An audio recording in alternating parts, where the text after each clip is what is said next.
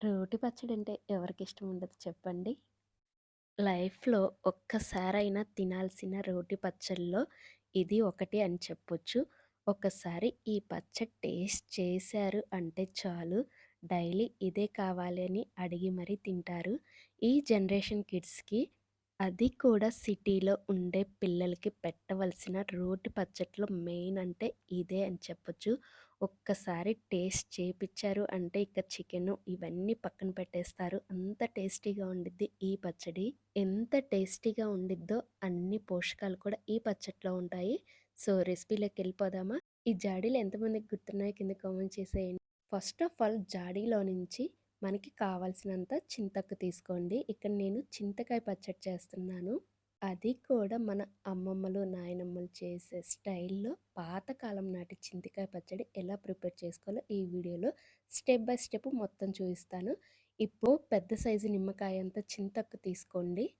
ఇలా చింతొక్కు తీసుకొని ఒక గిన్నెలో ఏసుకొని, అందులో కొంచెం వాటర్ ఏసుకొని ఇలా స్మాష్ చేసుకోండి ఆ చింతొక్కంతా. ఇది తొక్కు కాబట్టి కొంచెం గట్టిగా ఉండిద్ది. సంవత్సరం పాటు నిల్వుంటాయి కాబట్టి. సో, ఇప్పుడు వాటర్‌లో ఏసుకొని ఇలా స్మాష్ చేసుకోండి. పైన ఏయన్నా తొక్కలు ఉంటాయి కదా! ఇలా అవి చింతకాయ తొక్కులుంటాయి కదా! అవి రిమూవ్ చేసేసి పక్కన పెట్టేసుకోండి. ఈలోపు ఈ చింతకాయ తొక్కనేది నీళ్ళల్లో బాగా నానిద్దనమాట దంచుకునేటప్పుడు. చాలా అంటే చాలా బావుండిద్ది. ఇప్పుడు ఒక పాన్ తీసుకొని అందులోకి ఇక్కడ నేను పుచ్చకాయ గింజలు వాడుతున్నాను. సో, ఇవి పల్లెటూరోళ్ళకైతే తెలిసిద్ది. నేనిక్కడ పిక్కిస్తున్నాను చూడండి. ఈ సీడ్స్ తినే పుచ్చకాయ నుంచి తీసినవి కాదు. వీటికి సెపరేట్‌గా పుచ్చకాయ ఉంటాయి. అవి ఎండబెట్టి తీస్తారనమాట. ఇవి ఆ పుచ్చగింజలే ఇవి. ఈ పచ్చడికి టేస్ట్ అంతా ఈ పుచ్చగింజల్లోనే ఉండిద్ది. వీటిల్లో magnesium, iron, protein, zinc, fibre, omega fat acids పుష్కలంగా ఉంటాయి. ఇవి హార్ట్‌కి, బోన్స్‌కి ఇమ్యూనిటీ బూస్టర్‌గా పనిచేస్తాయి. సో, ఈ పచ్చట్లోనే కాదు మనము నార్మల్‌గా ఏ రోటి పచ్చళ్ళైనా సరే ఇవి వాడొచ్చనమాట. ఈ పుచ్చగింజలేంటంటే మరీ ఎక్కువగా ఫ్రై చేయకండి. ఎందుకంటే మరీ మాడిపోయిన చేదొస్తది పచ్చడి. అందుకనే జస్ట్ ఒక 3 మినిట్స్ మంచిగా ఫ్రై చేసుకోండి. ఫ్రై చేసేటప్పుడు మీకు అర్థమైద్ది చిటపటలాడతాయన్నమాట. నెక్స్ట్ ఏ కప్పుతో అయితే మనము పుచ్చగింజలు తీసుకున్నామో అదే కప్పుతోటి నువ్వులు తీసుకోండి. నువ్వులనేవి త్వరగా ఫ్రై అవుతాయన్నమాట. అందుకనే ఫస్ట్ పుచ్చగింజలు ఫ్రై చేసుకున్న తర్వాత నువ్వులు వేసుకోవాలి. ముందే నువ్వులేసుకున్న తర్వాత పుచ్చగింజలేసామంటే నువ్వులనేవి మాడిపోతాయి. సో, అందుకని పుచ్చగింజలు ఏగిన తర్వాత నువ్వులు వేసుకొని ఫ్రై చేసుకోవాలి. ఇప్పుడు ఫ్రై చేసుకున్న వాటిని వేరే ప్లేట్‌లోకి తీసుకొని చల్లబరుచుకోండి. ఇవి ఆరేలోపు అదే పాన్ పెట్టుకొని అందులో హాఫ్ టేబుల్ స్పూను నెయ్యి కానీ, నూనె కానీ ఏదైనా వాడొచ్చు. నేనైతే ఇక్కడ నూనె ఏసాను. హాఫ్ టేబుల్ స్పూన్ నూనేసి ఒక 10, 11 డ్రై మిర్చి, ఎండుమిర్చి అంటాం కదా! అవి వేసుకొని లో ఫ్లేమ్‌లో ఇవి కలర్ చేంజ్ అవ్వాలనమాట.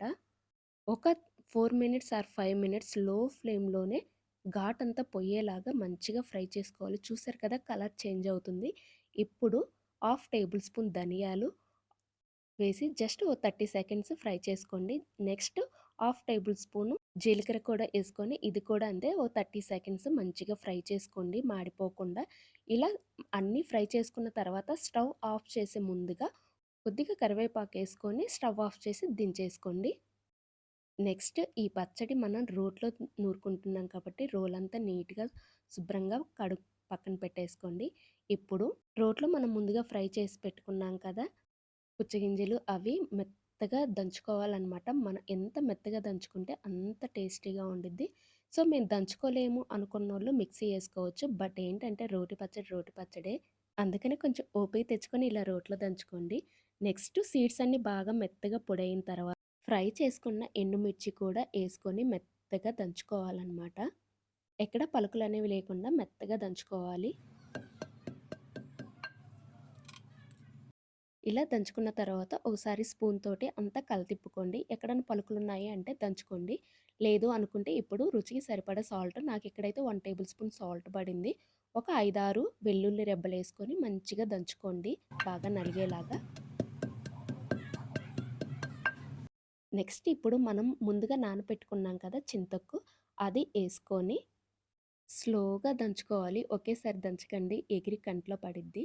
సో, మనం ఎందుకంటే ఇక్కడ వాటర్‌లో నానబెట్టాం కాబట్టి కొంచెం జిగురుగా ఉండిద్ది కాబట్టి గట్టిగా దంచితే కంట్లో పడిద్ది. సో, అందుకని చూసుకుంటూ కొత్తగా అదే రోట్లో ట్రై చేసే వాళ్ళైతే కొంచెం జాగ్రత్తగా దంచుకోండి. ఇలా చింతకు కూడా మెత్తగా మెదిగిన తరువాత ఇది కొంచెం పిట్టుగా ఉండిద్ది కాబట్టి కొంచెం వాటర్ పోసుకోండి. మరీ ఎక్కువొద్దు. మరీ ఎక్కువైతే జారైపోయిద్దనమాట. కొంచెం వాటర్ పోసుకొని ఒకసారి స్పూన్‌తో కలతిప్పుకొని ఇప్పుడు మెయిను దంచకూడదు. ఇలా నేను చూపిస్తున్నట్టు మనం పిండి రుబ్బుతాం కదా! అలా రుబ్బుకోవాలనమాట.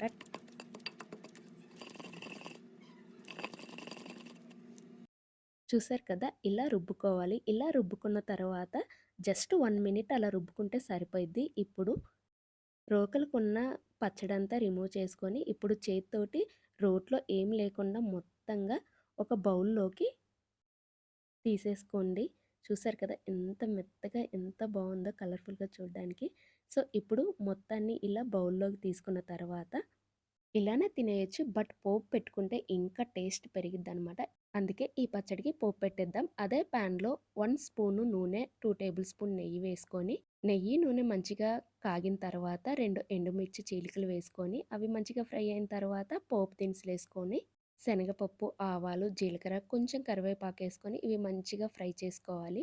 ఇలా ఇవి మంచిగా శనగపప్పు అన్నీ మంచిగా ఫ్రై అయిన తర్వాత, ఇప్పుడు కట్ చేసి పెట్టుకున్న ఉల్లిపాయ ఏసుకొని బాగా ఫ్రై చేసుకోవాలనమాట. ఇవి మరీ మెత్తగా ఫ్రై చేయనవసరం లేదు. జస్ట్ ఉల్లిపాయ కలర్ చేంజ్ అయితే సరిపోయిద్దనమాట. ఈ కలర్‌లోకొచ్చాక మనం ముందుగా నూరి పెట్టుకున్న చింతకాయ పచ్చడేసుకొని, కొంచెం వాటర్ పోసుకొని, ఈ టైంలోనే ఉప్పు సరిపోయిందో లేదో అడ్జస్ట్ చేసుకోండి. సరిపోలేదనుకుంటే కొంచెం ఏసుకొని, లో ఫ్లేమ్‌లో ఒక 2 మినిట్స్ మంచిగా కుక్ చేసుకోండి.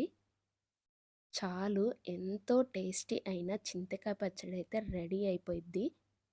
వాటర్ అంతా అబ్జర్వ్ చేసుకున్న తర్వాత నూనె ప్లస్ నెయ్యి 2 చూసారు కదా!